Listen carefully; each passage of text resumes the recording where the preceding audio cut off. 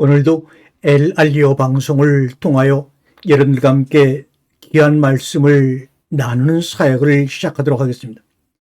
우리가 그동안에 한국교회에서 많은 논란이 되었던 것들이 바로 이것입니다. 이런 질문이죠.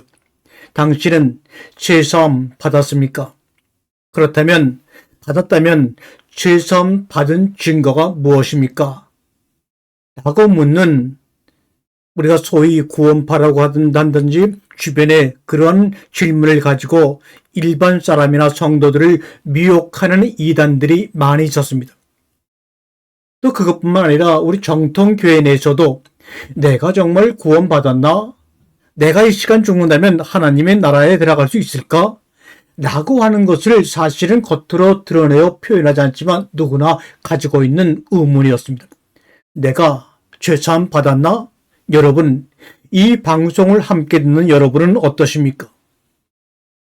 이 죄사함에 대해서 우리는 율법적인 죄, 율법을 근거로 하는 바탕에서 죄를 알고 있고 그 죄를 사함받았다고 생각을 하고 있는 것은 아닌지, 오늘 진정 그리스도 안에서 우리 주님이 우리에게 말씀하시는 죄사함의 깨달음이 오늘 이 시간에 일어나기를 바랍니다. 그래서 오늘 제목은 이 깨달음이 그리스도 안에서 참다운 죄사함입니다 라는 말씀입니다.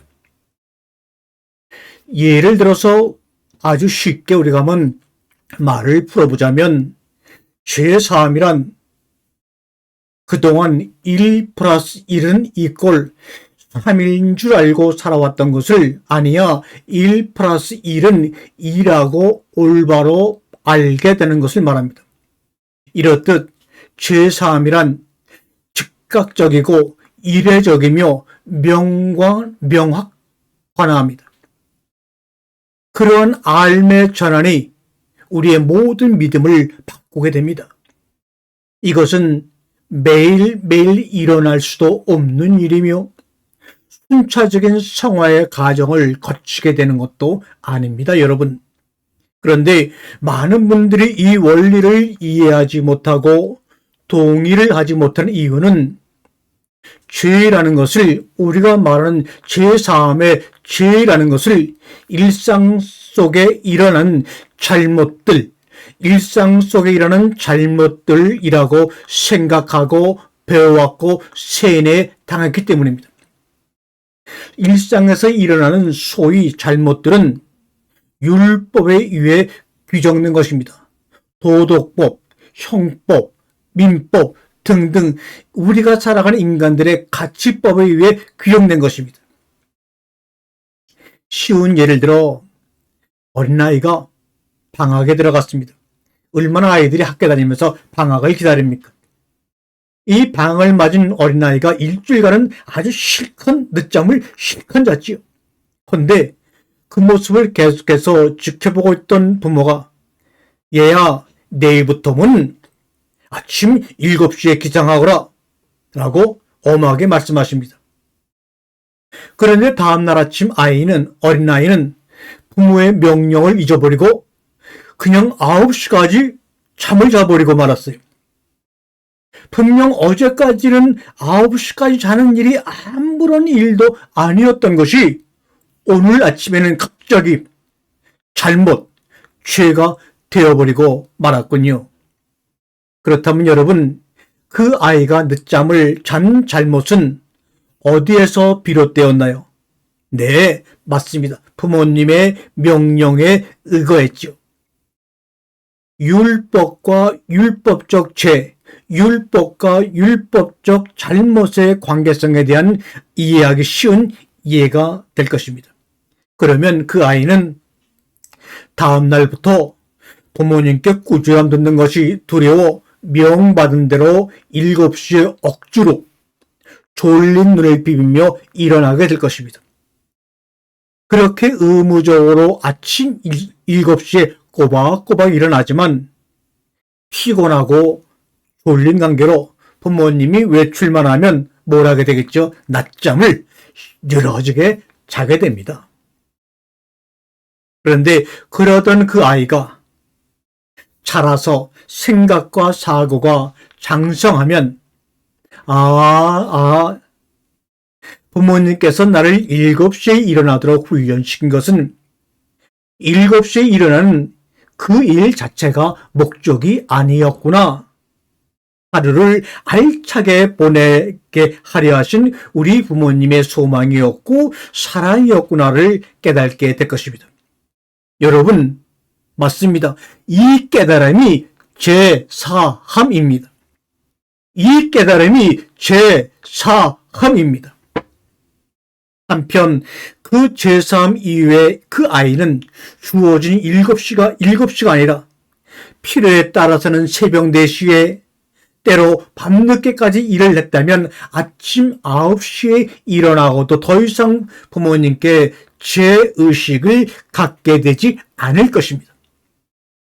아침 7시에 일어나지 않는 것이 죄가 아니라 하루를 알차게 보내지 않는 것이 성경적 죄됨을 알았기 때문입니다. 그렇습니다.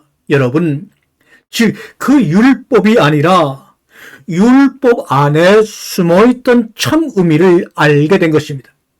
이것을 우리 예수님은 뭐라고 말씀하시냐? 율법의 완성이라고 우리에게 가르쳐 주시고 말씀하지 않았습니까? 율법의 완성.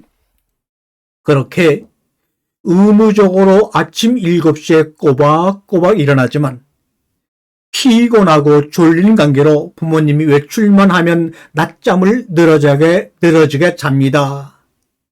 이러한 모습의 생활이 바로 지금까지 우리들의 율법적 믿음 생활이었습니다.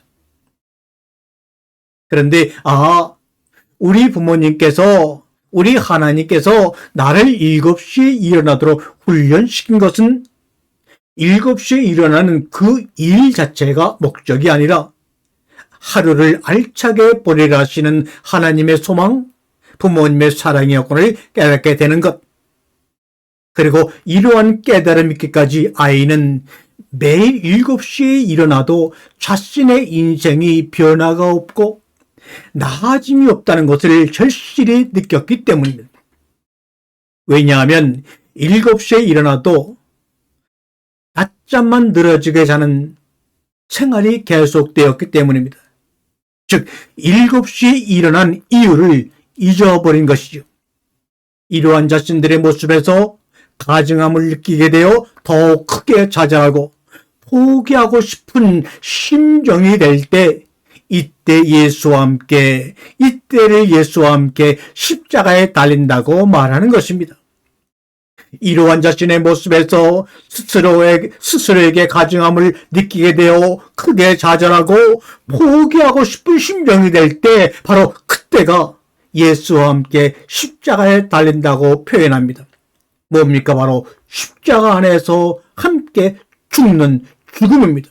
선악을 알게 하는 나무의 열매를 먹으면 죽는다고 말씀하신 바로 그 복된 죽음입니다.